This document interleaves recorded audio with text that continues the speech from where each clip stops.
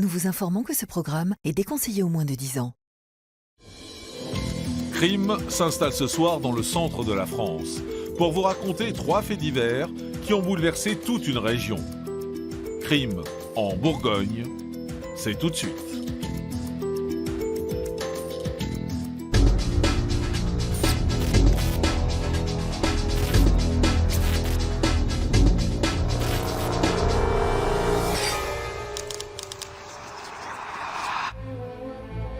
À 36 ans, Romuald est un jeune père de famille sportif et jovial qui fait l'unanimité autour de lui. Pourtant, le 7 juin 2013, cet agent municipal va recevoir une balle en pleine tête sur son lieu de travail. Mais l'horreur a déjà commencé 10 minutes plus tôt, à quelques kilomètres de là, sur les bords du canal, une femme de 45 ans vient de se faire, elle aussi, tirer dessus. Alors, que se passe-t-il dans la ville bourguignonne? Qui est l'auteur de la double fusillade?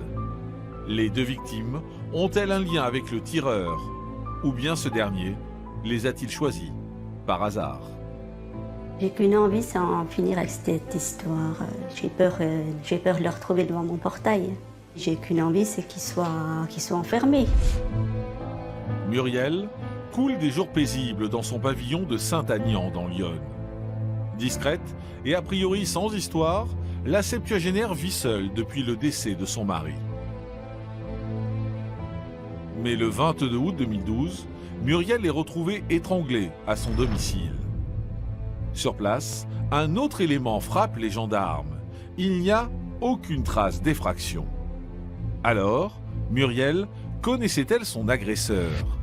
Qui pouvait autant en vouloir à cette voisine, pourtant si discrète?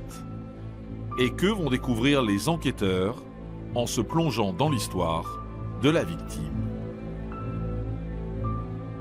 On comprend qu'il a été le chef d'orchestre, le commanditaire, mais qu'il était également présent au moment de l'assassinat et qu'il a fédéré autour de lui 2 personnes.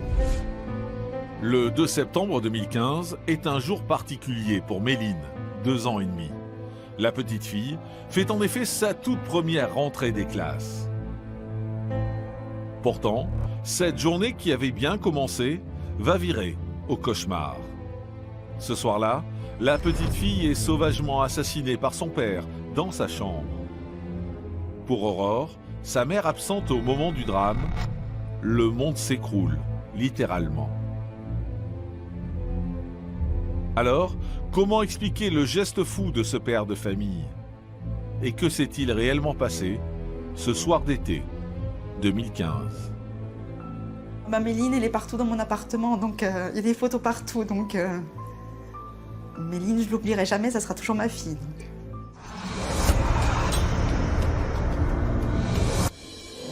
Crime en Bourgogne se rend tout d'abord à Longwy, une commune de l'agglomération dijonnaise, traversée par le canal de Bourgogne. Le 7 juin 2013, un tireur fou terrorise la ville. Voici ce document inédit pour Crime.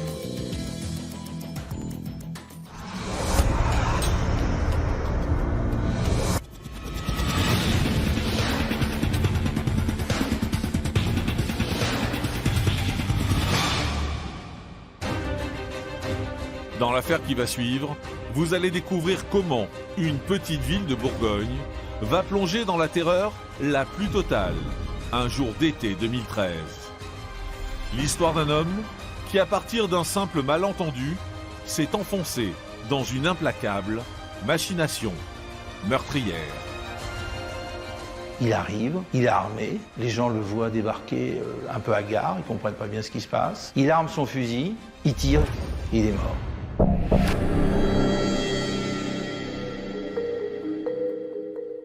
Nous sommes à Longwy, dans le département de la Côte d'Or. Cette ville paisible est située à proximité de l'aéroport de Bourgogne, ainsi que de nombreux vignobles mondialement réputés. Longwy est une commune en périphérie immédiate de Dijon, qui a aux environs de 9000 habitants, qui est aussi un endroit de verdure où les Dijonnais se promènent au bord de l'Ouche, qui est la rivière qui traverse cette commune. C'est une petite commune, hein, donc il y a des querelles, des histoires de quartier, mais dans l'ensemble c'est calme, dans l'ensemble c'est tranquille. Mais le 7 juin 2013, la ville va connaître le fait divers le plus retentissant de son histoire. Il est 12h20 lorsque Police Secours reçoit un appel d'une femme que nous appellerons Marie. Complètement paniquée, elle explique qu'elle vient de se faire agresser sur les bords du canal. Immédiatement, une patrouille est dépêchée sur place afin de lui venir en aide et de recueillir son témoignage. Alors le 7 juin 2013, donc je pars avec mon vélo pour manger chez ma belle-mère, comme tous les vendredis. Il y a un homme qui sort des buissons sur ma droite. Je le vois lever un grand bout de bois, donc je lève les bras pour me protéger et je tombe, bien sûr. Sans défense, Marie subit une pluie de coups, notamment au niveau des bras et de la tête. La femme de 45 ans est sonnée, mais reste consciente. Je sens que le bâton casse, donc je me relève et je pars en courant. Je m'aperçois aussi en croisant qu'il tient quelque chose contre son corps et je vois le canon d'un fusil. Quand j'ai vu le fusil, j'ai cru que j'allais mourir. Oui. Là, j'ai pensé à mes filles. J'ai dit non, c'est pas possible. En plein effort désespéré pour tenter d'échapper à son agresseur, Marie entend une déflagration. Par chance, elle n'est touchée que légèrement au niveau du bras gauche. Tandis qu'elle est prise en charge par une équipe du SAMU, les policiers sont alertés par message radio qu'une deuxième agression vient d'avoir lieu. Juste après, 10 minutes après, ce sont les policiers municipaux de Longvic qui appellent Police Secours parce qu'il vient d'y avoir un drame au centre technique municipal. Mais alors, que se passe-t-il à Longvic, une ville pourtant si calme? Les deux agressions sont-elles liées? Un tireur fou est-il en train de semer la panique dans la commune bourguignonne?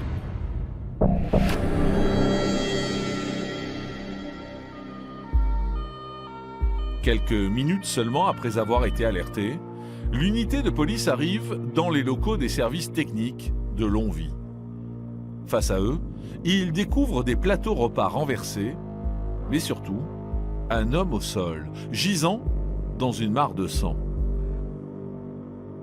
Alors que la victime présente une importante plaie à la tête, ainsi qu'au bras gauche, les policiers comprennent aussitôt qu'il est trop tard pour la sauver. C'est une scène d'effroi, de consternation, où le personnel municipal des ateliers techniques de Longvic se retrouve sur une scène de crime, et dont ils ont été d'ailleurs les témoins. Tous les employés parlent d'une même voix. C'est Jean-Louis, un de leurs collègues, qui est l'auteur des coups de feu. Il n'a laissé aucune chance à Romuald, la victime, âgée de 36 ans. Et pourtant, cette matinée ressemblait à beaucoup d'autres. Jean-Louis rentre dans le local technique, dit bonjour à ses collègues qui sont dans une salle de repos, principalement, c'est le moment de la pause méridienne, et se dirige dans la salle où se repose et est en train de somnoler Romuald. À ses côtés, 5 agents municipaux prennent leur déjeuner. Jean-Louis fait son entrée, le regard noir et le pas déterminé. Il arrive, il est armé, les gens le voient débarquer un peu hagard, ils ne comprennent pas bien ce qui se passe. Il arme son fusil, sa carabine, il tire une première fois. À ce moment-là, Romuald est réveillé à la fois par le coup et la blessure. Et il voit Jean-Louis devant lui, qui réarme une deuxième fois la carabine. Il lui dit non, non, arrête. L'autre tire une deuxième fois, et là, Romuald s'effondre, il est mort.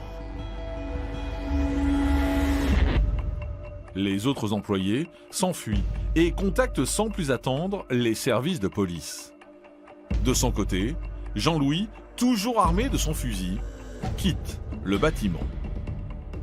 Il fait beau ce jour-là, on est au mois de juin, donc il fait beau. Il y a des gens qui sont dehors, personne ne comprend rien à ce qui se passe. Et lui, il va s'asseoir sur un banc, va déposer son arme, et puis il va attendre. Effectivement, lorsque les policiers se rendent dans le parc du centre technique, Jean-Louis est toujours là. Il se laisse interpeller sans opposer de résistance. Les enquêteurs récupèrent la carabine laissée sur le banc et retrouvent dans ses poches 5 cartouches de 22 longs rifles. L'homme de 50 ans est placé en garde à vue et entendu. Dès ses premières auditions, il explique. Il a tué un homme et il revendique son acte. Contre toute attente, Jean-Louis reconnaît également l'agression au bord du canal, plus tôt dans la matinée. Alors, pourquoi a-t-il tiré sur Marie et Romuald? Les deux victimes se connaissaient-elles? Et que va révéler le tireur aux gendarmes?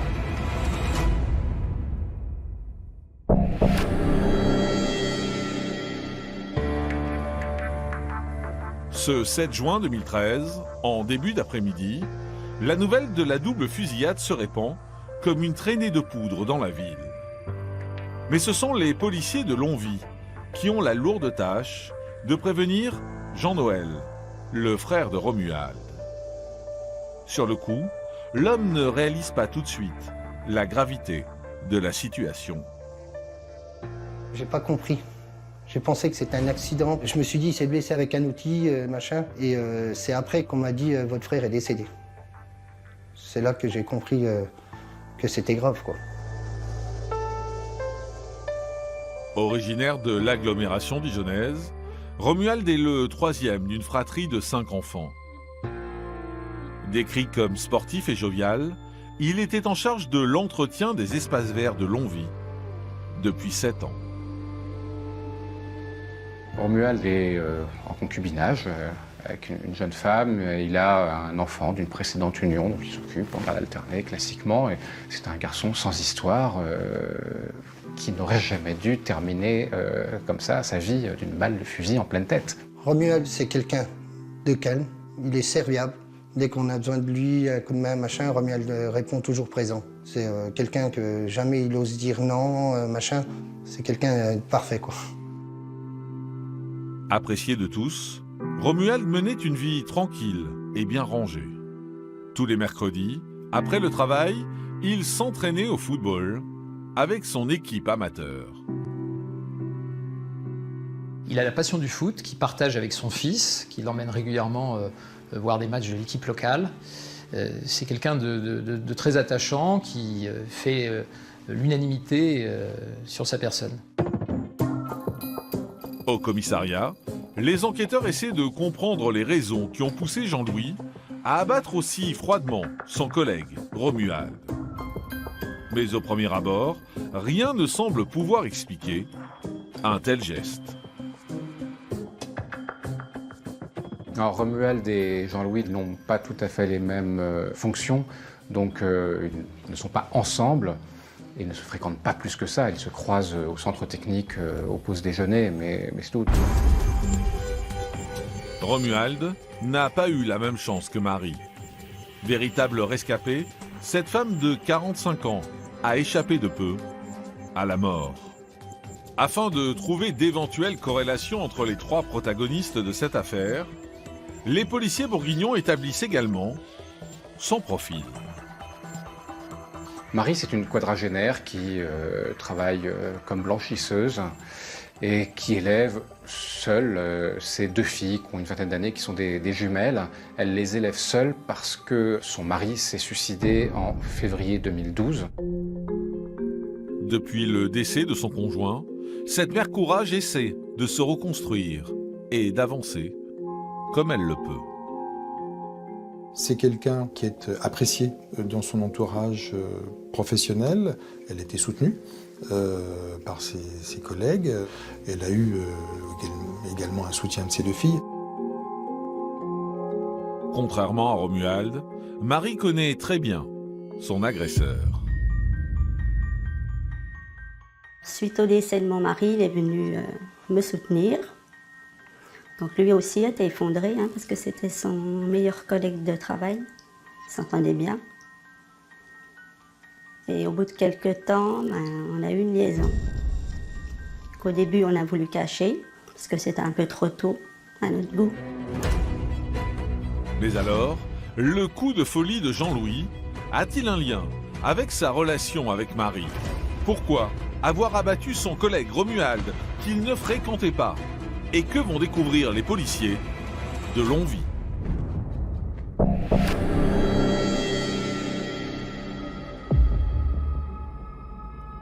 À Longwy, afin de lever le voile sur le mobile de Jean-Louis, les policiers se concentrent sur sa personnalité.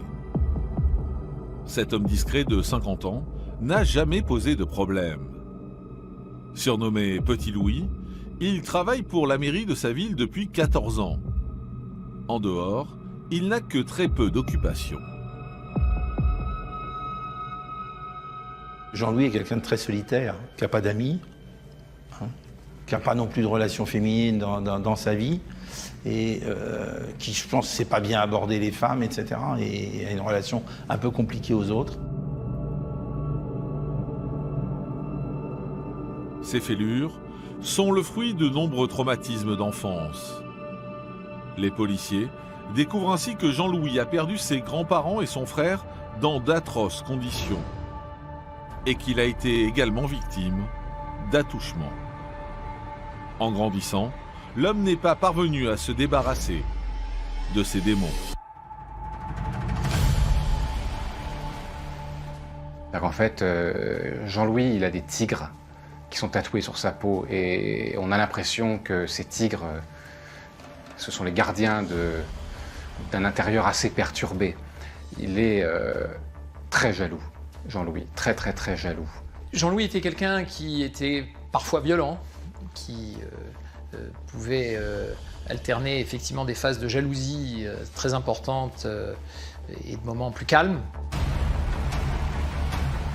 Des accès de violence qui ont d'ailleurs eu raison de sa relation de 17 ans avec la mère de sa fille. Après sa séparation, Jean-Louis a reproduit le même schéma avec Marie. Alors au départ, il a été très attentionné et au fil du temps, ça s'est dégradé, mais assez rapidement, puisqu'il était jaloux de Romuald. Il a été pénible en me posant des questions. On passait des soirées entières à parler de Romuald. Et Jean-Louis est obsédé. Il imagine une relation adultérine entre Romuald et Marie. Surtout, depuis qu'il a surpris en mai 2012 une conversation entre ses collègues de travail. Il a pris des paroles qui ont été échangées par les uns par les autres, qui ne concernaient pas du tout Marie, mais il les a pris pour se rapportant à Marie. Et c'est à partir de ce moment-là qu'il se fait un film. Mais les autres discutaient, plaisantaient, racontaient des bêtises, leurs exploits parfois, mais ça n'avait rien à voir avec Marie. Et lui, il l'a transposé sur Marie. Depuis cet instant, Jean-Louis n'a qu'une idée en tête, collecter des preuves et confondre les deux amants. Et pour arriver à ses fins, l'homme est prêt à tout. Il se mettait avec son véhicule en haut de la rue où habitait Marie pour surveiller les faits et gestes. Il passait devant.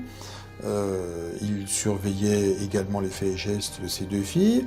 C'était des SMS, c'était des coups de fil en permanence, c'était du harcèlement. Par tous les moyens, Marie essaie pourtant de renverser la situation. Je suis toujours dans l'optique de lui faire comprendre que je ne l'ai pas trompé. Donc je me dis que s'il me suit comme ça, à force, il va finir par comprendre que j'ai personne dans ma vie. Il va bien finir par le voir. Mais Jean-Louis ne veut rien entendre et il s'enfonce dans une spirale de violence et d'intimidation. Et un matin, j'ai trouvé mes 4 pneus crevés, plus les 2 vélos qui étaient sous le hangar. Et puis, comme il y avait un peu neigé, il y avait des traces de pas autour de ma voiture. J'ai vite compris d'où ça venait, qui c'était. Puisque le soir, j'avais eu beaucoup de messages méchants. J'ai fait le rapprochement ce jour-là. Donc pour moi, ça a été terminé cette fois. C'était fini. Malgré sa rupture avec sa compagne, Jean-Louis continue de semer la terreur. Il va payer une sorte de un petit voyou. Il lui donne 300 € pour aller brûler les voitures de Romuald et de la compagne de Romuald.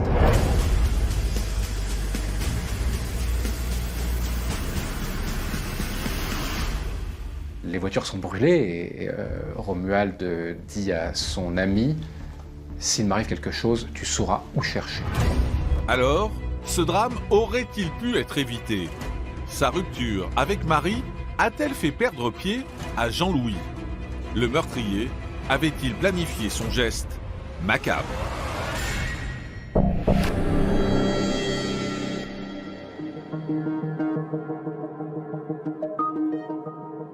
Au commissariat de Dijon, les policiers sont de plus en plus persuadés que Jean-Louis a minutieusement préparé sa fusillade. L'audition de l'ex-femme du quinquagénaire va d'ailleurs finir de les convaincre. Elle raconte que le jour du drame, 2 heures avant de tirer sur Marie et Romuald, il est passé chez elle. Jean-Louis a parlé à son ex-épouse de ce qu'il allait effectivement passer à l'acte. Jean-Louis travaillait effectivement ce jour-là, normalement. Il a pris son jour de repos. Il s'est dit que c'était ce jour de repos-là qu'il allait mettre en œuvre son projet criminel. Sur le coup, l'ex-femme de Jean-Louis ne le prend pas au sérieux. En perquisitionnant son domicile, les policiers vont mettre la main sur un certain nombre d'objets appartenant au quinquagénaire, notamment des livres sur les crimes passionnels ainsi que tout un matériel d'espionnage. Des éléments à charge qui agrémentent la thèse de la préméditation. Jean-Louis, depuis une quinzaine de jours, semblait obnubilé par l'idée d'éliminer son rival et a organisé l'après. Il a vidé son appartement, remis des objets qui lui étaient importants à son ex-compagne. Effectivement, on a l'impression qu'il fait le vide autour de lui pour, de toute manière, passer à l'acte. Toujours placé en garde à vue, Jean-Louis ne nie pas la préméditation. Bien au contraire, il raconte qu'il a déjà essayé, 6 mois auparavant, d'attenter à la vie de Romuald. Un jour, il était venu avec un fusil au centre technique pour tuer Romuald, déjà, à l'époque, en décembre. Et le fusil s'est enrayé, il n'a pas pu mener son assaut à terme. Lors de cette première tentative, Jean-Louis était resté dans sa voiture et aucun témoin ne l'a vu. S'il apparaît clairement dans la procédure que le quinquagénaire a voulu tuer Romuald par pure jalousie, son mobile au sujet de l'agression de Marie semble plus flou. Jean-Louis a toujours dit, qu'il ne voulait pas la tuer, mais juste lui faire peur. Après, on peut s'interroger. Il l'attend avec un bâton et un fusil. Alors, peut-être que le fusil était destiné uniquement à Romuald. Néanmoins, il lui tire dessus quand même, avec des balles réelles, et il lui tire dessus. Il ne tire pas à côté. Il y avait peut-être une volonté homicide aussi, mais ça lui appartient. Et la réalité de Jean-Louis n'est pas forcément notre réalité. Jean-Louis est-il alors responsable de ses actes? Des experts psychiatres, mais également des psychologues, comme Laurence François, ont rencontré à plusieurs reprises le tireur de longue vie. Alors la pathologie mentale dont il souffrait, incontestablement une paranoïa de Kretschmer. Dans la paranoïa, qui est une psychose, il y a un rapport au réel qui est défaillant et qui génère des interprétations délirantes et erronées. Si l'expert psychiatre a établi que Jean-Louis présentait une altération de son discernement au moment des faits, l'homme est néanmoins pénalement responsable de ses actes. Le 9 juin 2013, il est mis en examen pour assassinat et tentative d'assassinat. Alors, quelle sera l'issue du procès? Le quinquagénaire bénéficiera-t-il des circonstances atténuantes?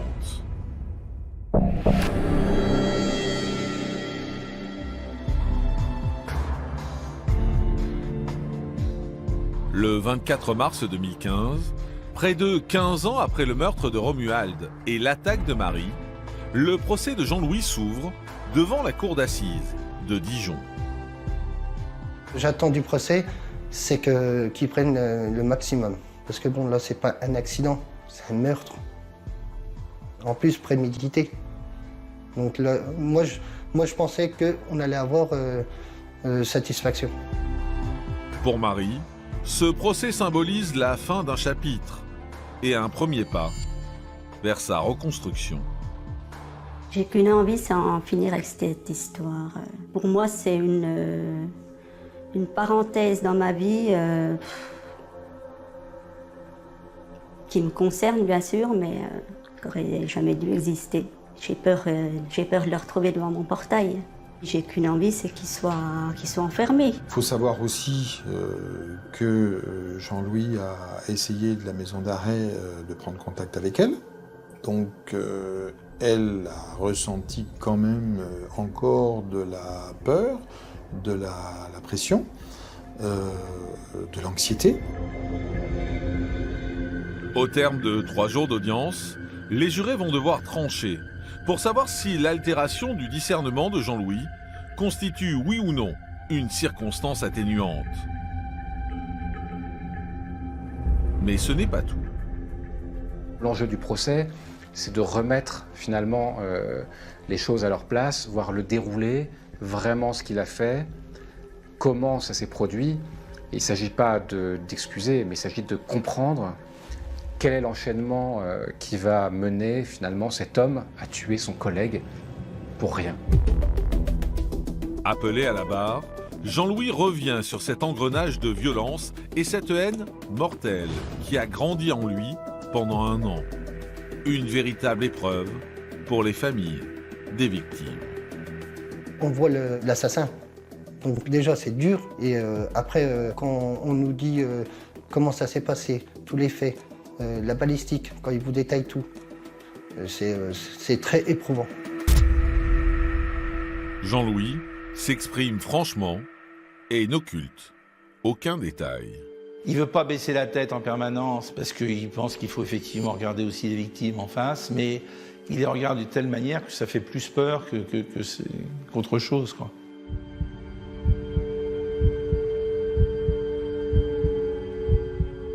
Il a dit qu'il regrettait, mais sans conviction, quoi.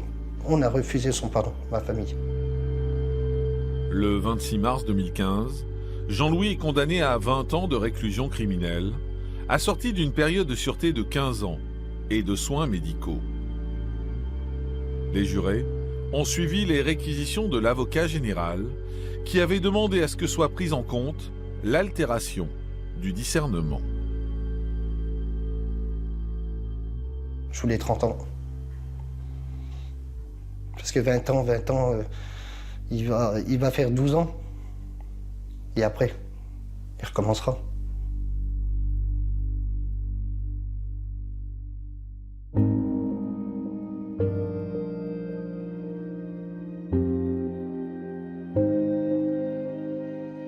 Aujourd'hui, plus de 5 ans après les faits, les proches de Romuald n'arrivent toujours pas à accepter son absence. Et ils tentent, comme ils le peuvent, d'honorer sa mémoire. Je vis, je survis, mais je pourrais jamais faire le deuil. C'est un truc, on peut pas faire un deuil. On perd quelqu'un d'une maladie, on fait le deuil. Mais d'un assassinat, on fait pas le deuil. Accompagnée par des psychologues et après un long travail de reconstruction, Marie a quant à elle réussi à tourner définitivement la page. Franchement, j'y pense plus beaucoup. Mais non, je fais en sorte de ne plus y penser. J'ai un nouveau compagnon, Franchement, je pense plus à cette histoire. Elle m'est sortie de la tête.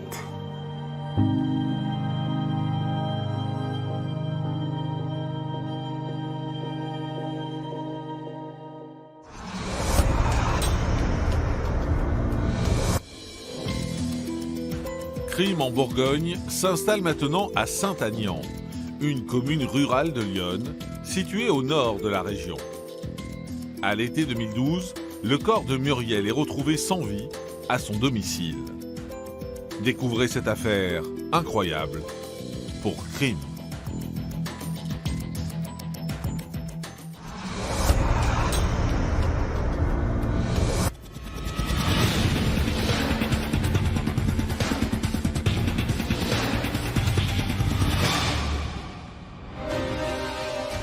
Dans l'affaire qui va suivre, vous allez découvrir un terrible drame familial dont l'issue a été irrémédiable pour une paisible retraitée.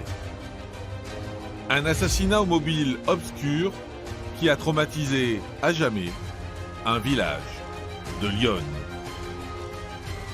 Il en ressort finalement convaincu, persuadé qu'elle se moque de lui, qu'elle joue un double rôle, qu'elle a voulu le rassurer, mais qu'en fait elle est cette vipère qu'il va ensuite citer dans ses dépositions devant les policiers.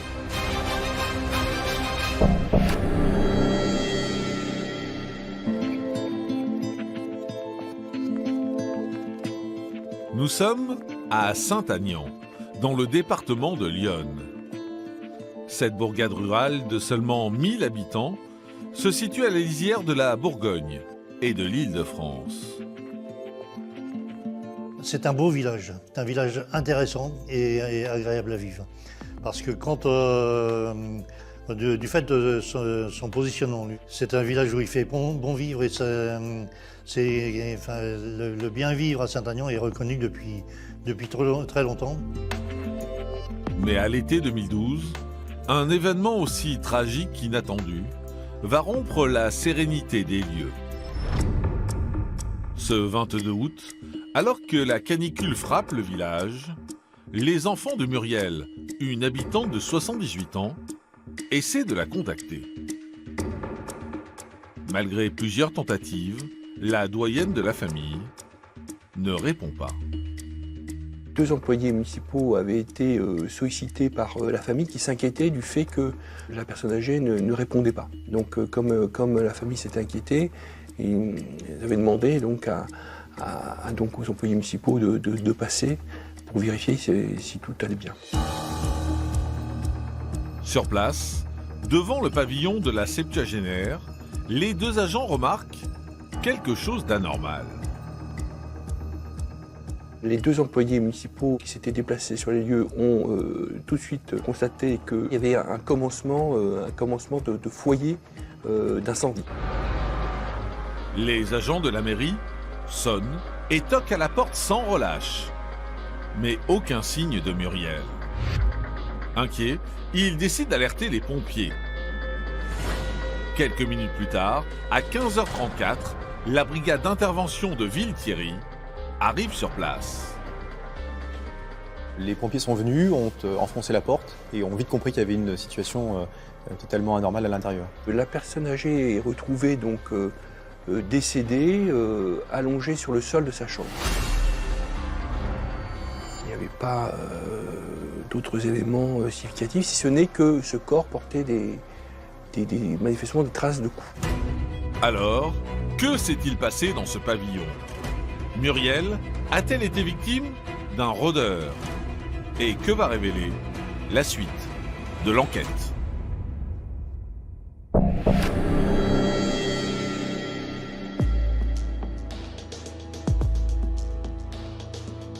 Après la découverte du corps sans vie de Muriel, la section de recherche de Dijon est saisie de l'affaire.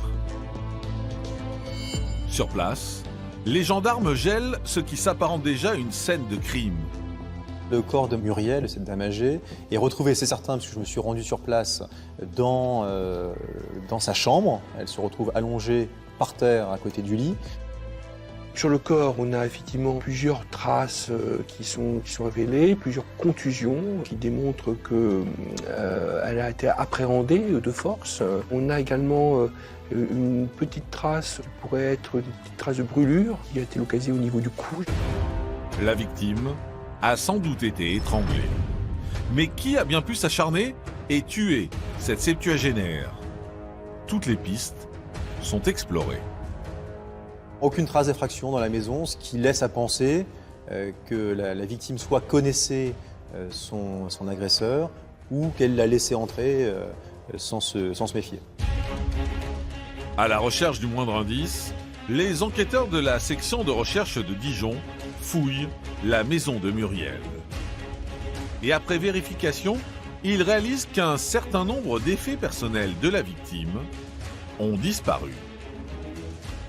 Des bijoux sans véritable valeur d'ailleurs, des bijoux qui lui appartenaient mais qui n'avaient pas de valeur véritable. Quelques documents également vont être recensés comme ayant été dérobés, notamment des documents personnels qui appartenaient à son mari, et puis surtout quelques photos, des cadres avec des photos de famille qui sont également subtilisées. Les enquêteurs ont le sentiment que l'auteur des faits semblait savoir précisément où se trouvaient les objets dérobés. Connaissait-il alors sa victime? L'autre élément qui interroge les gendarmes est ce départ d'incendie au niveau de la porte d'entrée. Les enquêteurs vont se concentrer sur ce foyer d'incendie, ce commencement d'incendie. Ils vont rapidement être convaincus parce qu'il y a une odeur caractéristique de carburant que, en réalité, cet incendie a été déclenché. Pour les gendarmes de la section de recherche, il paraît évident que le meurtrier a tenté de masquer son crime en mettant le feu à la maison. Mais à ce stade, les enquêteurs ignorent encore pourquoi l'incendie n'a pas pris. Afin d'obtenir des réponses précises sur les circonstances du décès, ils misent sur les conclusions du médecin légiste. L'autopsie conclut à l'existence d'une manœuvre de strangulation et également l'existence d'une trace au crâne, portée avec un objet contondant. Et également est relevée à l'autopsie une petite marque qui pourrait correspondre à une petite brûlure, fait par exemple à l'aide d'un pistolet électrique type taser, et que l'on trouve au niveau du thorax. On a le sentiment d'un acharnement sur la victime. Alors, qui était cette femme de 78 ans? Et les enquêteurs vont-ils confondre l'auteur de ce crime abject?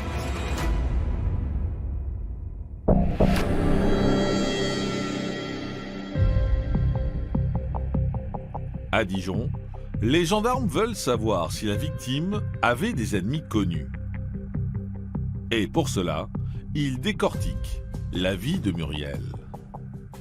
C'était une ancienne employée de la SNCF, décrite par tous comme discrète. Elle avait perdu son mari 4 ans auparavant, en 2008. C'était une femme qui était relativement solitaire, dans ce village assez paisible. Elle n'avait que peu de rencontres, peu de relations, semble-t-il, dans ce village. C'était une dame plutôt paisible, qui n'avait jamais fait parler d'elle, qui était à la retraite, effectivement, et qui avait des liens familiaux, mais qui menait une vie paisible comme beaucoup de personnes.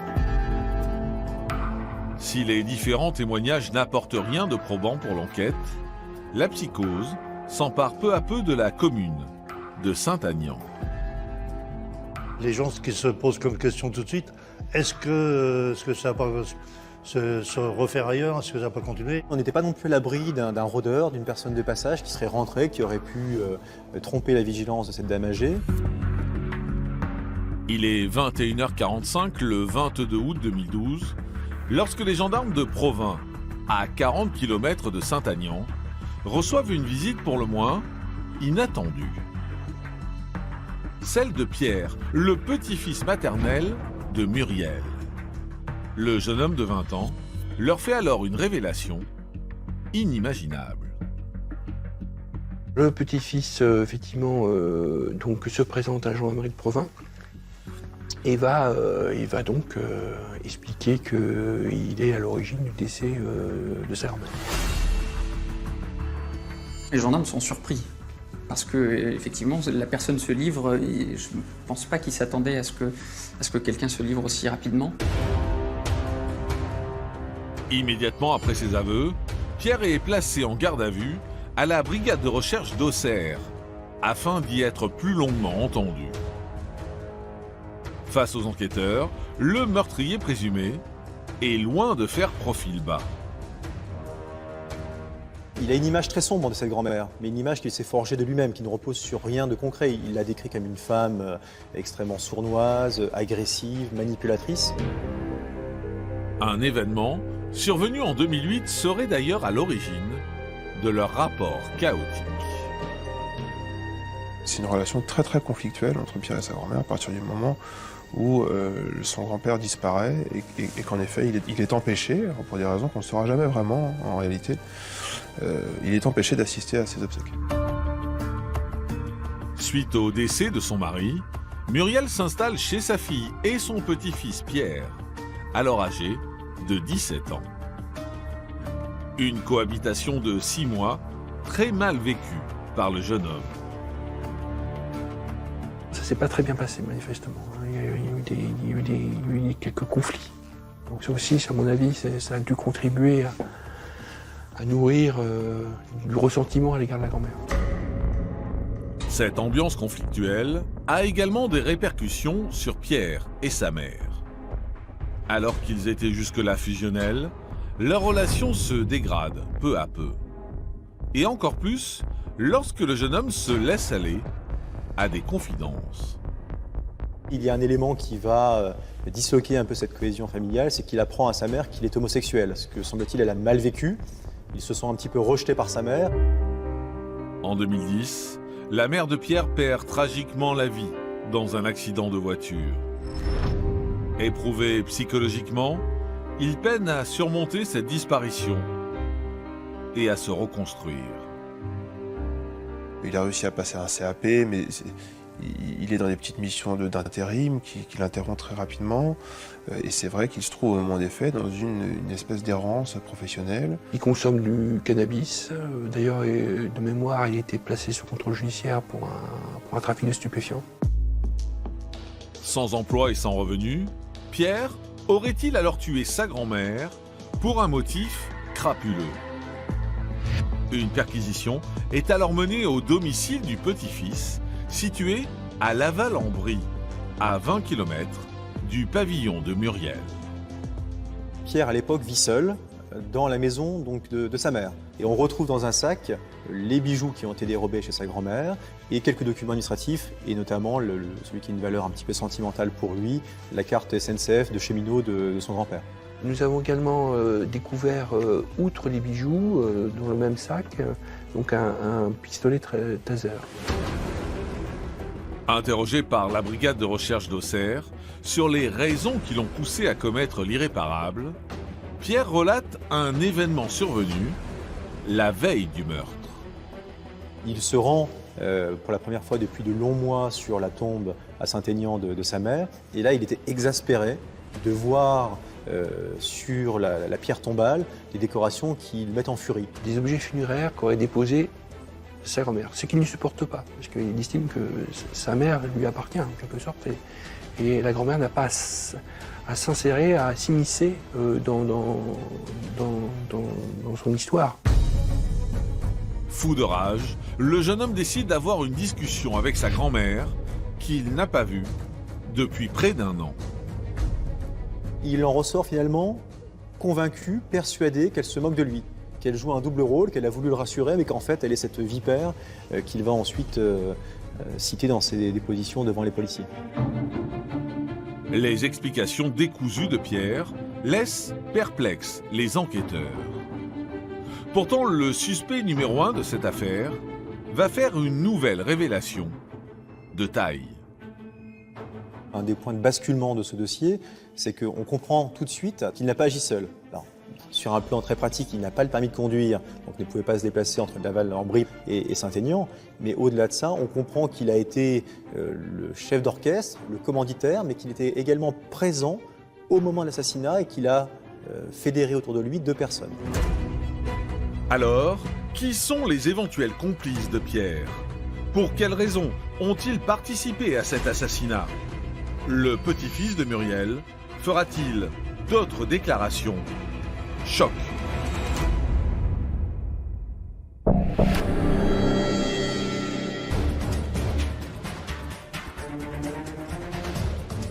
Le 23 août 2012, à Auxerre, les enquêteurs de la brigade de recherche décident d'interpeller sans plus attendre Maxime et Julien, les complices présumés de Pierre. Deux personnes sans histoire sur un plan judiciaire, deux jeunes qui ont un parcours extrêmement lisse. Maxime était issu d'une famille assez modeste mais travailleuse. Julien a un parcours classique, des parents qui travaillent. Il suit les pas de son père qui a été un temps militaire. Il va lui-même s'engager, mais il va revenir de cette expérience, notamment à Djibouti, extrêmement humilié et brisé par ce qu'il y a vécu.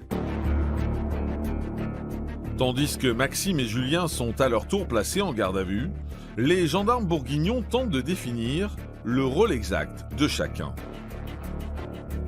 Au cours de nouvelles auditions, les enquêteurs découvrent que la veille du drame, le 20 août 2012, Pierre a réuni ses deux amis chez lui. Après leur avoir exposé son funeste projet, ils se sont tous les trois donné rendez-vous le lendemain. Julien s'en est tenu un rôle de logistique. Il était le seul à avoir le permis, donc il a conduit les deux autres jusqu'au domicile de la victime. Accompagné de Maxime, Pierre sonne à la porte d'entrée de sa grand-mère, qui ne se doute de rien. La victime ouvre, apparemment les accueille à bras ouverts, sans comprendre qu'il ne lui reste que quelques secondes à vivre.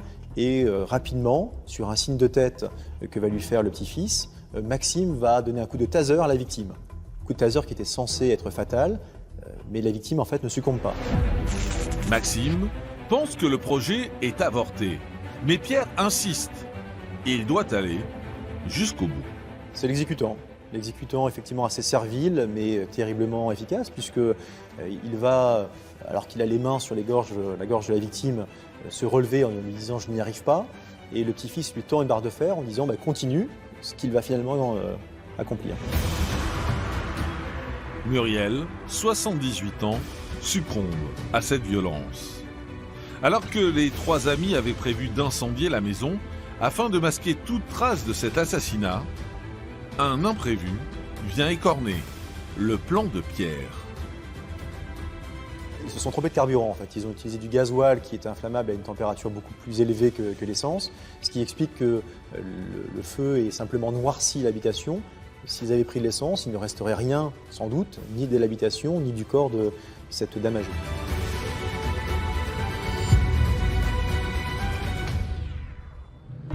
Face à ces aveux, les enquêteurs sont déconcertés.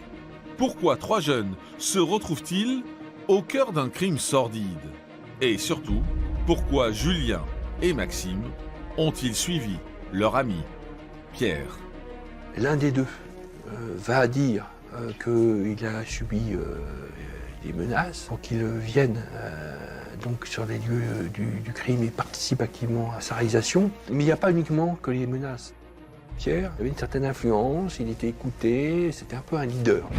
Ce leadership a joué pour que le petit-fils puisse demander à ses deux amis de participer activement à ce crime. Alors, Pierre a-t-il réellement menacé ses deux complices? Quel est le véritable mobile de ce crime? Et que vont révéler les analyses des experts psychiatres?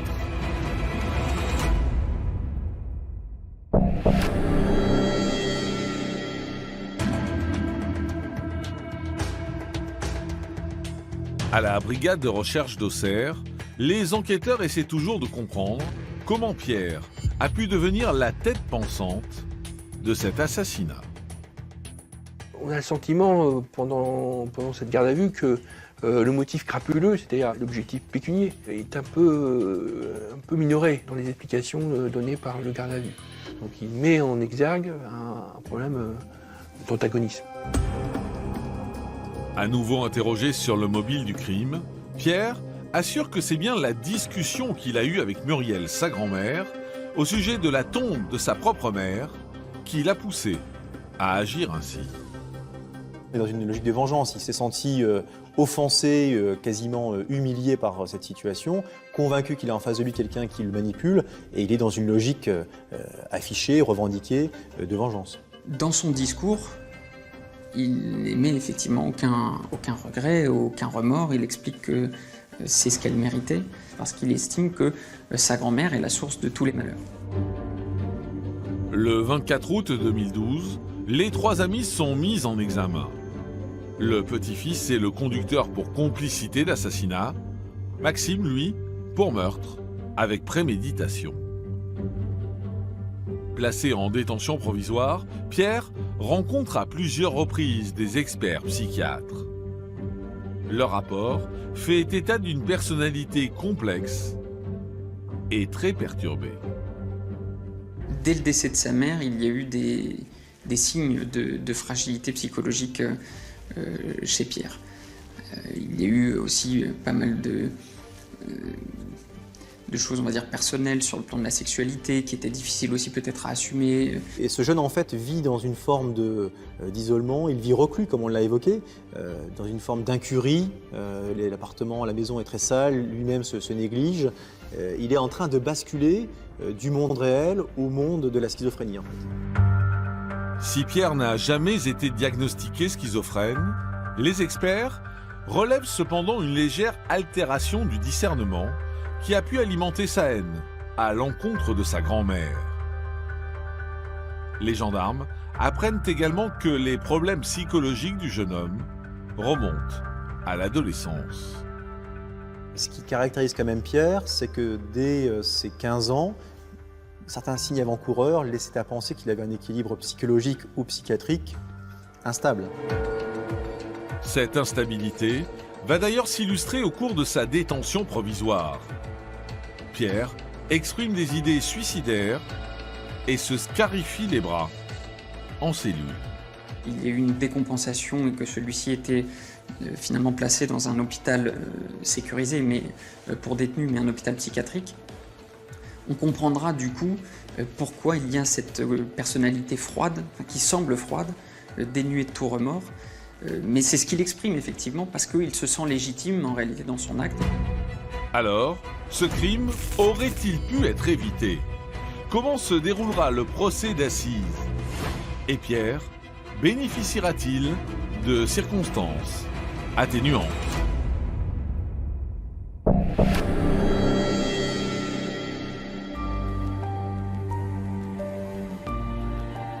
Le 24 novembre 2015, plus de 3 ans après le meurtre de Muriel, le procès de Pierre et de ses deux complices s'ouvre devant les assises de Lyon.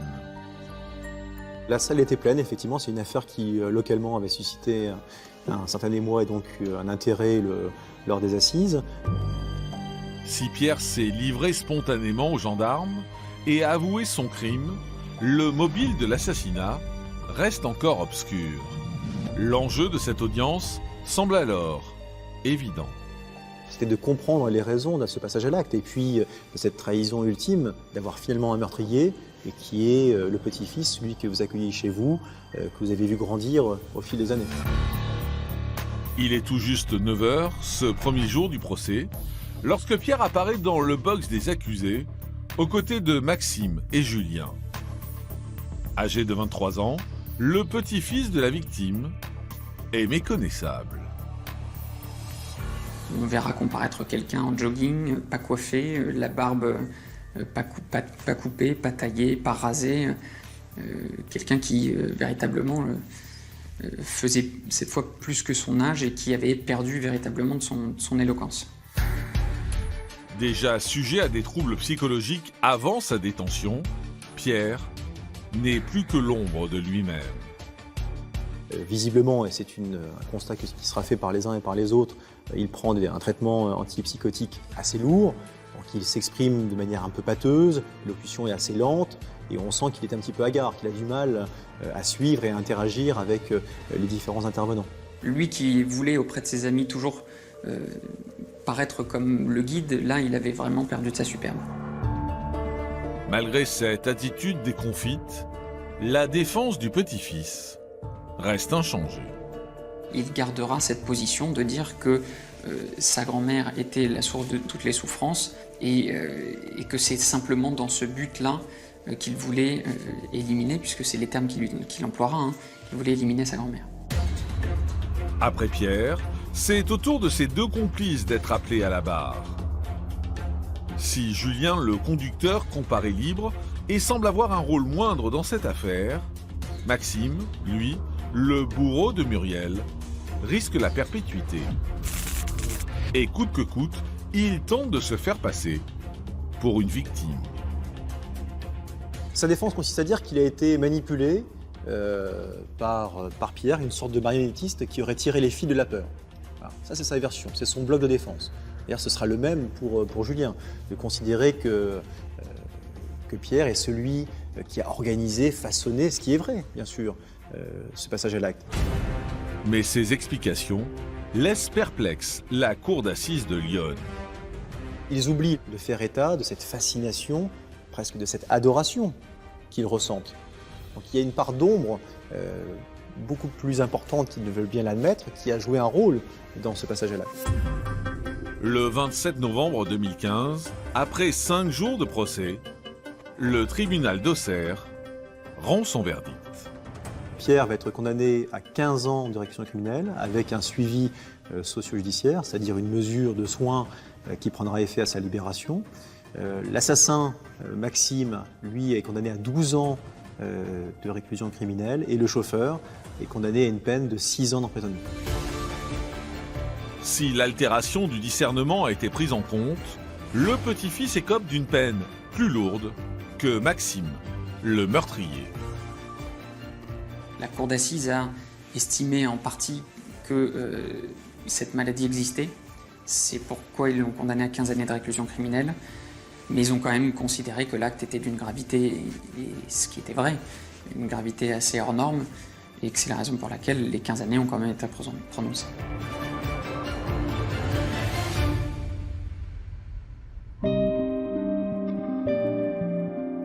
À Saint-Aignan, personne n'a oublié Muriel, cette voisine discrète qui profitait d'une retraite paisible. Famille, amis ou simples habitants de la commune, tous ont le sentiment que cet assassinat, au mobile dérisoire, aurait pu être évité. C'est un beau gâchis parce que on se rend compte que la rencontre de ces trois personnalités à ce moment-là a engendré le malheur, que bien évidemment une personne est décédée, causant des douleurs irréparables auprès des proches, mais qu'également trois vies de jeunes garçons ont été également brisées.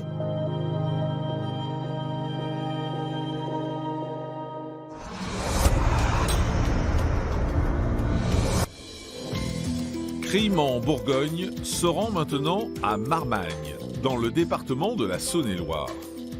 À l'été 2015, Méline, 2 ans et demi, est découverte morte dans sa chambre. Voici cette histoire bouleversante pour Crime.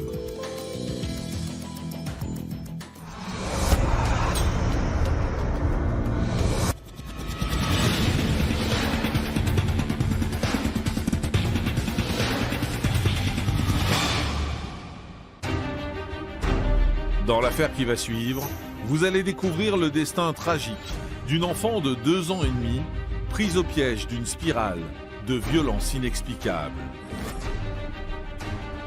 L'histoire d'une paisible journée de rentrée des classes qui bascule dans l'horreur la plus totale.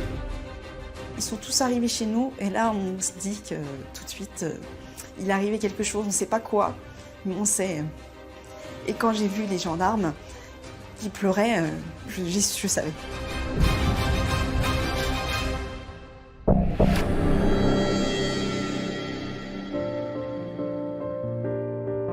Nous sommes à Marmagne, dans le département de la Saône-et-Loire.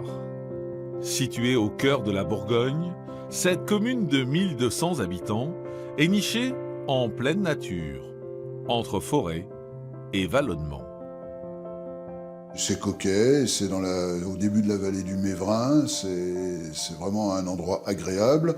Et puis bon, c'est peut-être aujourd'hui devenu une espèce de village dortoir, parce que les gens travaillent tous au Creusot ou à Montceau-les-Mines, qui sont les deux localités les plus importantes à proximité. Habituellement très paisible, Marmagne va devenir le théâtre d'un fait divers sans précédent, à l'été 2015. Il est 7h45, le mercredi 2 septembre, lorsqu'un gendarme de la brigade du Creusot s'apprête à quitter son domicile. Avant de partir, il consulte son téléphone de service et remarque qu'il a reçu un message dans la nuit.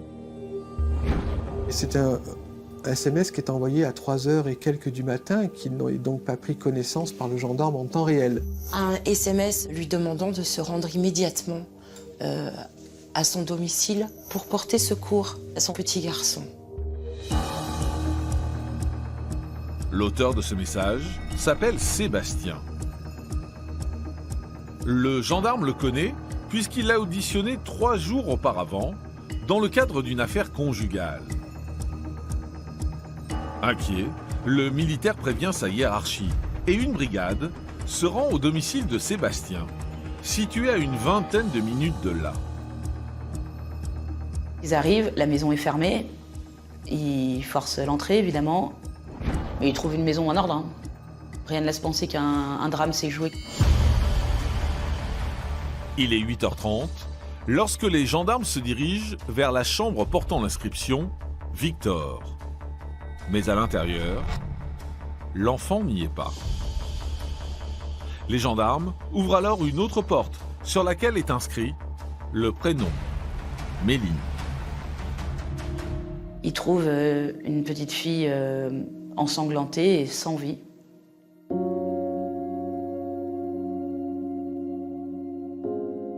Elle porte plusieurs traces de coups à l'arme blanche. Mais alors, que s'est-il passé dans cette maison? Pourquoi cette petite fille de 2 ans et demi a-t-elle été tuée? Et où se trouvent les autres membres de la famille?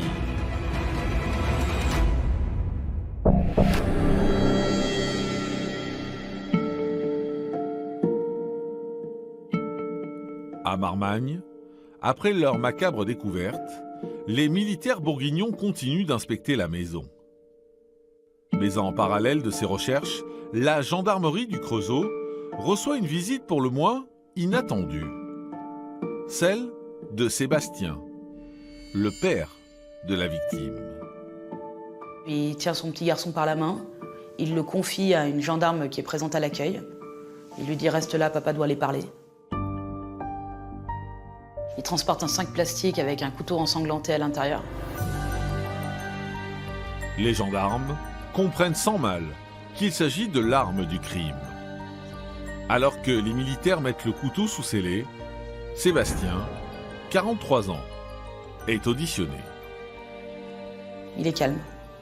Il est calme, il se déclare être l'auteur de l'infanticide qui a coûté la vie à sa fille. Les aveux de Sébastien sont terrifiants. Il poursuit son récit et explique avoir envoyé un SMS aux gendarmes afin que son fils Victor soit pris en charge. Lui avait d'autres projets.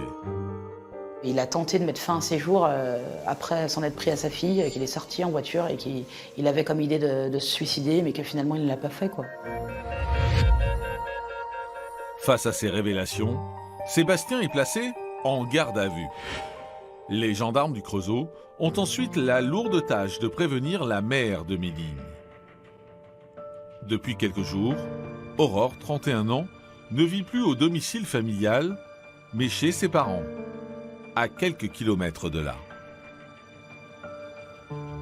On a vu débarquer un camion de pompiers, des gendarmes, je ne sais plus combien ils étaient, 4 ou 5. Le médecin du SAMU, ils sont tous arrivés chez nous. Et là, on se dit que tout de suite, il est arrivé quelque chose, on ne sait pas quoi, mais on sait. Et quand j'ai vu les gendarmes qui pleuraient, je savais. Aurore est tellement sous le choc qu'elle doit être hospitalisée d'urgence. Le lendemain, le 3 septembre 2015, le médecin légiste rend ses conclusions. L'autopsie révélera qu'elle est morte étouffée, donc étranglée. Et elle a reçu 6 coups de couteau, dont 2 ou 3 qui sont très profonds dans le cœur. Voilà, donc elle est morte de strangulation et puis ensuite, elle a été poignardée plusieurs fois. Alors, pour quelle raison Sébastien a-t-il commis l'irréparable? Était-ce un coup de folie ou au contraire, un acte mûrement réfléchi?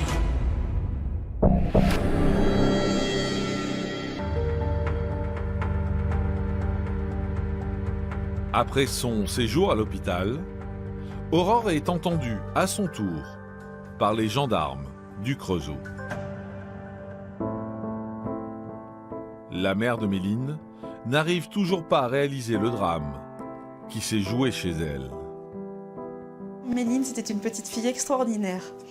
C'est pas parce que je suis sa maman que je dis ça, mais elle avait toujours le sourire. Même bébé, on peut se dire, elle pleurait jamais. Et non, franchement, c'est un peu compliqué de parler de ma fille parce que ça me met les larmes aux yeux. Mais un bébé comme ça, on en veut tous les jours.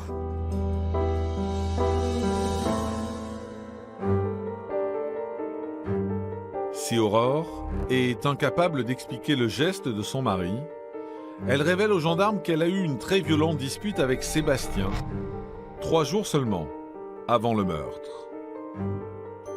Il voulait aller voir sa mère, ses parents habitent en Corrèze. Et ce qu'il y a, c'est qu'il voulait emmener les 2 enfants. Et je savais le caractère qu'il avait, qu'il s'emportait très vite.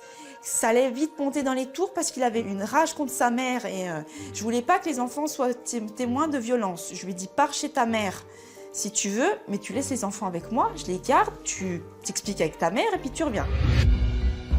Après plusieurs minutes de discussion, le couple ne parvient pas à se mettre d'accord et la tension monte d'un cran. Ils se disputent, il la violente, il la pousse. Elle tombe à terre. Elle peut difficilement se défendre. Et donc là, elle prend vraiment peur parce qu'il se saisit d'un couteau et qu'il l'empêche de sortir de la maison. Donc il ferme les portes. Et donc elle raconte que ça durera 2 heures.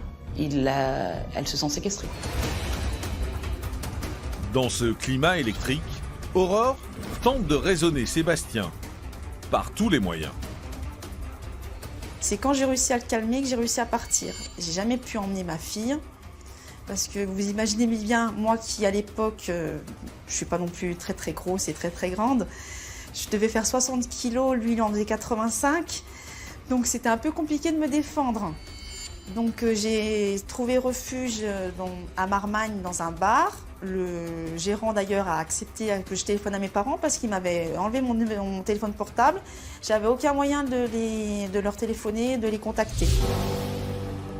Les parents d'Aurore viennent à sa rescousse et quelques heures plus tard, la jeune maman se rend à la gendarmerie du Creusot.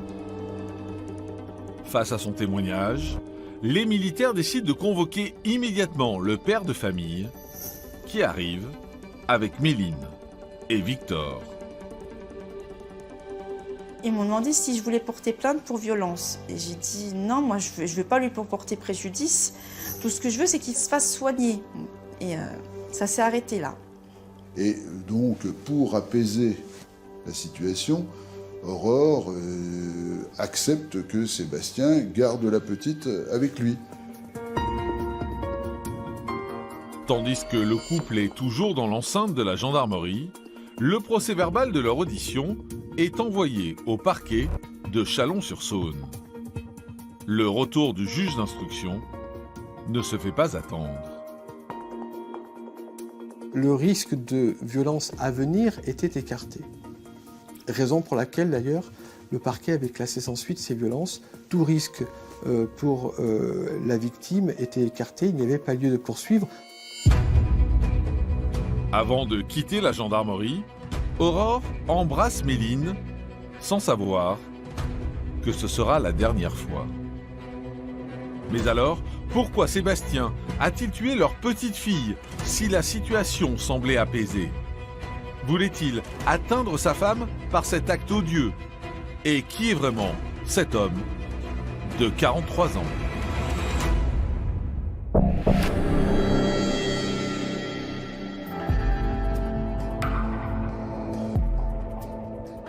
Au Creusot, les enquêteurs essaient de comprendre ce qui a poussé Sébastien à commettre un tel crime. Pour cela, les gendarmes établissent dans un premier temps le profil de ce meurtrier présumé. L'homme a grandi en Corrèze, dans un foyer souvent déserté par son père, qui travaillait à l'étranger. C'est un garçon qui était un peu timide, enfant, qui était très proche de sa mère, qui était pas très autonome, quoi. Voilà. Et puis qui avait du mal à créer des liens avec les gens. Hein. Mais je pense qu'il a eu une enfance pas forcément très compliquée par rapport à ce qu'on peut connaître d'autres enfances, d'autres parcours chaotiques. Après des études dans l'hôtellerie, Sébastien change complètement de voie. Il est rentré par glissement d'une première fonction publique où il avait obtenu un concours. En l'occurrence, il était gardien de l'administration pénitentiaire. Et il est resté assez peu de temps dans cette profession, je crois me souvenir environ 18 mois ou 2 ans. Et ensuite, il a passé le concours pour rentrer dans les finances publiques qu'il a obtenu. Au fil de l'enquête et des auditions, les gendarmes découvrent le caractère complexe de Sébastien. C'était quelqu'un qui était très impulsif, qui supportait très mal la critique, qui était jamais dans la remise en cause. Et donc ça se passait pas très bien du tout avec ses collègues, quoi. Au point qu'il en aurait agressé un. La vie privée de Sébastien est tout aussi chaotique. Sa jalousie maladive scellera définitivement sa relation avec la mère de son fils, Victor. Après cette rupture, l'homme devenu contrôleur financier est ensuite muté en région parisienne pour se rapprocher de son enfant. Et c'est sur les lieux de son travail qu'il fait la rencontre d'Aurore en 2012. J'étais sa chef et on s'est rapprochés à ce moment-là. On m'avait mis un peu en garde contre lui, mais j'ai l'habitude de me faire ma propre opinion. C'est quelqu'un qui est quand même qui est beau parleur, hein, qui parle bien, qui présente très bien. Aurore est séduite. Hein. C'est vrai qu'avec moi, il était gentil au travail, donc le feeling passait bien, on s'entendait bien, et voilà. Donc après, les gens changent au fur et à mesure, mais au départ, tout allait bien. Aurore ne prête pas attention aux avertissements de ses collègues et file le parfait amour avec Sébastien. Très vite, la jeune femme tombe enceinte. Méline est arrivée vraiment par surprise. Pour moi, c'était même un cadeau du ciel. Parce qu'il y aurait eu des gros problèmes de santé à l'âge de 20 ans, je pensais jamais avoir d'enfant. Donc, Au cours de l'année 2013, le couple se marie, emménage dans un pavillon à Marmagne et le 27 juillet, Méline vient au monde. Si Sébastien et Aurore ont tout pour être heureux, leur relation se dégrade peu à peu. Il l'isole petit à petit de sa famille, de ses amis. Donc en fait, il l'empêche d'appeler... il ne supporte pas sa belle-mère, il ne supporte pas la mère d'Aurore. Il l'empêche de l'appeler, il l'empêche de la voir. il était jaloux de tout et de tout le monde. Il était jaloux de la relation que j'entretiens avec ma mère. Il voulait m'avoir que pour lui. Et j'avais beau lui expliquer qu'une relation de couple, c'est pas deux personnes, c'est pas de l'autarcie. Donc, mais non, il ne le comprenait pas. Il pensait que c'était que lui et moi, et personne d'autre à côté. Les gendarmes réalisent que Sébastien n'a pas seulement un problème de jalousie, il développe également un sentiment de persécution à l'égard du monde extérieur. Sébastien avait disposé des caméras au pourtour de sa maison pour surveiller ses voisins de peur, soi-disant, d'être victime de cambriolage. Il imposait une vie qui était tout à fait singulière et que Aurore ne supportait plus. Alors, les tensions entre Aurore et Sébastien sont-elles à l'origine du meurtre de Méline ? Comment s'est déroulée l'ultime journée de la victime? Et que va révéler la suite de l'enquête?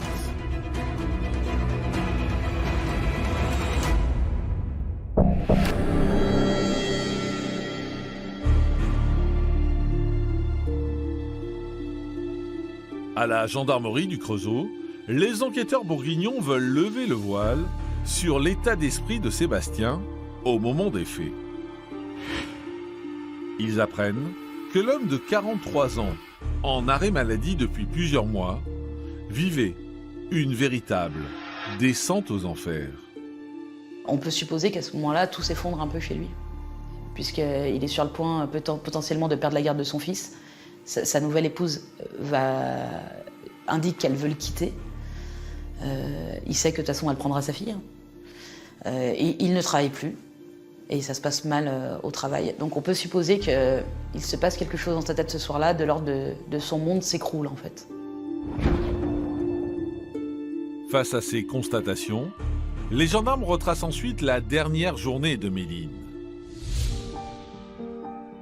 Ce mardi 1er septembre 2015 est un jour particulier pour la petite fille qui vivait sa toute première rentrée des classes. Un événement important auquel Aurore, sa maman, n'a pas assisté, de peur de croiser Sébastien. Ce jour-là, j'y suis pas allée, mais j'ai téléphoné à l'école pour savoir comment ça s'était passé. Elle m'a dit, vous inquiétez pas, Méline il n'y a pas eu de problème, elle a été adorable, tout s'est très bien passé. Donc j'ai été au moins rassurée de ce côté-là. Peu avant midi, Sébastien récupère Méline et Victor devant l'école. Et alors que le trio avait prévu de se reposer à la maison, l'état de santé des enfants contraint le père de famille à modifier son programme. Dans l'après-midi, il doit les amener 2 fois chez le médecin. Une première fois pour son fils qui se plaint d'une douleur à l'oreille. Une deuxième fois parce qu'en jouant, les enfants, Méline s'est fait mal au coude. Donc il doit retourner chez le médecin dans l'après-midi. Après cette journée fatigante pour la petite, également pour son fils, les 2 visites chez le médecin, les trajets en voiture, il décide curieusement d'aller s'offrir un repas gastronomique dans un établissement de la région, une vingtaine de kilomètres.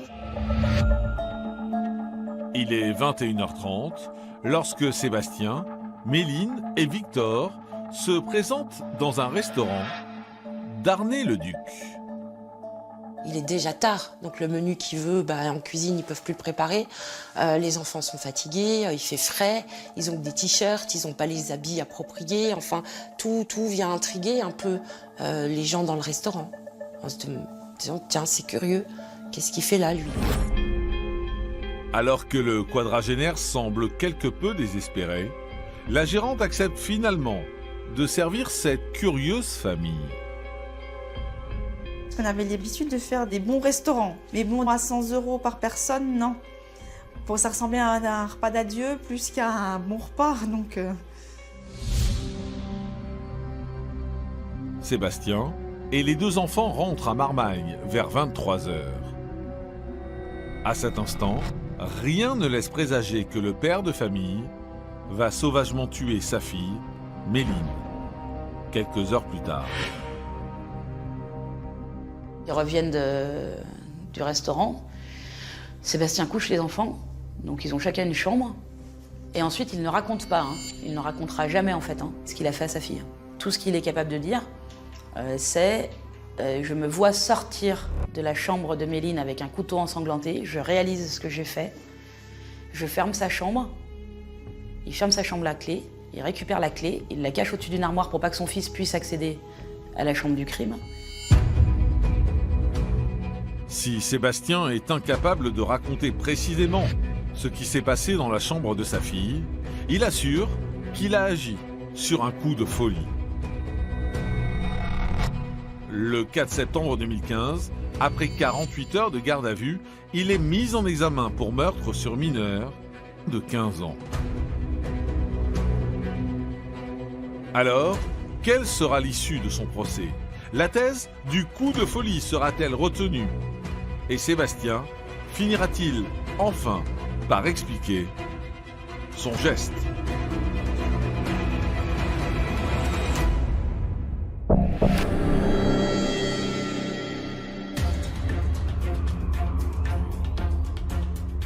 Deux ans après le meurtre de Méline, le procès de son père s'ouvre le 23 janvier 2018 devant la cour d'assises de Saône-et-Loire. La salle d'audience est pleine, l'ambiance extrêmement pesante. On sait pertinemment que sur le rang des parties civiles, il y a cette femme qui a perdu sa fille et qui l'a perdue sous les coups de couteau de son mari. On sait qu'il y a les grands-parents, on sait, voilà, donc il y a toujours une gravité. Et de toute façon, dans ces procès-là, quand il y a un meurtre, il y a toujours une gravité particulière. Pour la première fois depuis la disparition de Méline, Aurore se retrouve face à Sébastien, l'homme responsable de son désespoir. On a voulu lui faire comprendre qu'il a voulu atteindre une famille au plus profond, mais qu'on était toujours debout et qu'on était toujours solidaires les uns des autres. Dans le box des accusés, Sébastien, 45 ans, n'est plus que l'ombre de lui-même. Malgré cette mine déconfite, la partie civile préfère rester prudente. Je suis inquiet parce que je connais la ligne de défense de Sébastien depuis les premiers jours de l'affaire. Je sais qu'il va essayer de se faire passer pour fou. Dans son esprit, il est victime. Et tout ça, c'est la faute du contexte, des autres. Toutes ces circonstances ont fait qu'il a poignardé sa petite fille et il l'a étouffée.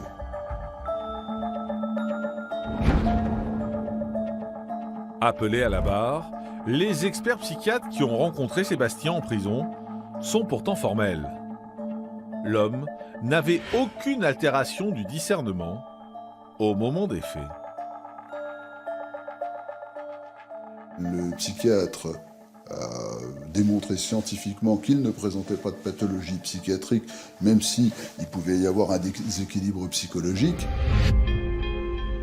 Si au cours des témoignages, il semble plausible que Sébastien, par son crime, ait cherché à atteindre Aurore, le quadragénaire ne justifiera jamais son geste. Il n'exprimera pas non plus de remords. Ce qui est frappant, c'est qu'il n'y a pas eu véritablement d'excuses. Il n'y a pas eu d'excuses parce qu'il n'y a pas eu d'explication réellement de ce qui s'est passé, et c'est ce qui était quand même dans l'attente des victimes. Après 5 jours intenses de procès, la cour d'assises de Saône-et-Loire condamne Sébastien à 25 ans de réclusion criminelle, assorti d'un suivi socio-judiciaire de 10 ans pour le meurtre de sa fille Méline. Je pense que ça m'a surtout libérée d'un poids. Pour moi, la justice avait fait son travail, il était condamné et ça m'a soulagée.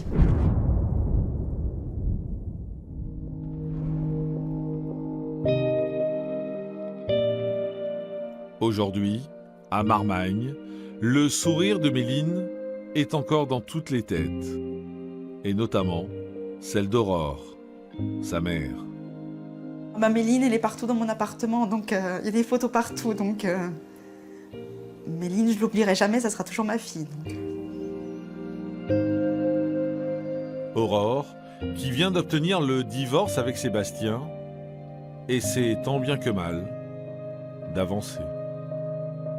Après tout ce qui m'est arrivé, j'ai beaucoup de mal à faire confiance. Donc pour se reconstruire, c'est plus compliqué. Donc mais bon, on y arrivera peut-être un jour.